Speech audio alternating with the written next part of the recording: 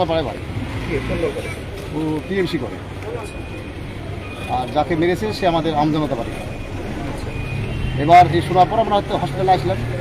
এবার এদের কী সমস্যা, কী যে ঝামেলা সেটাও জানি না, কিন্তু ঝামেলা কিছু হয়নি। এরা বলছে যে শফিকুলকে মেরেছে সেই শফিকুল পোলট্রি ফার্ম থেকে বাড়ি যাচ্ছিল, বাড়ি যাওয়ার টাইমে হঠাৎই গুলি মারে মধু। এবং যেটা শুনছি সেটা হচ্ছে মধু নাকি নিজেই মেরেছে, এটাই শুনছি।